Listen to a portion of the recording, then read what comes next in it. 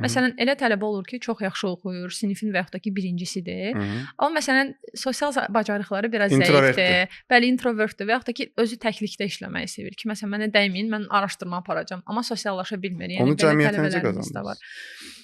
Belə deyək də, bütün insanlar məncə cəmiyyətə qazandırılmaq üçün sosial olmalı deyə bir məcburiyyət yoxdur mənə görə. Məsələn, elə insanlar var ki, elə bu araşdırmanı aparmaqla cəmiyyətə bir töhfə verir. Tutaq ki, bir insan nəsə yaxşı bir şey araşdırır, ortaya nəsə bir kəşf çıxardır və yaxud da ki, amma sosial insan deyil. Amma yenə cəmiyyət üçün nəsə faydalı bir şey vardır. Yəni məncə hamı sosial olmalıdır deyə bir məcburiyyət yoxdur. Amma introvertlər daha çox bullyingə məruz qalır da.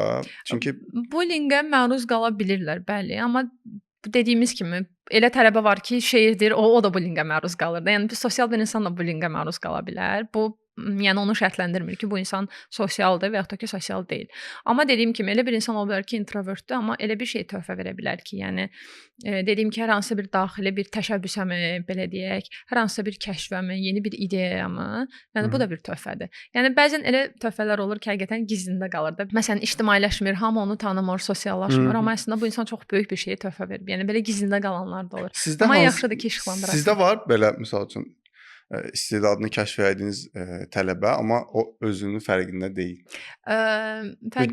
Görə bilirsiniz məsəl üçün ki, bunun bizdə məsələn bizim bir tələbəmiz var, 3-cü kursda təhsil alır. Tələbənin çox yaxşı ingilis dili bacarığı var, amma tələbə sosial tələbə deyil. Məsələn, bu tələbə maraqlı İngilis dili elə bir şeydir ki, danışmalısan. İngilis dili elə bir şeydir ki, danışmalısan, bəli.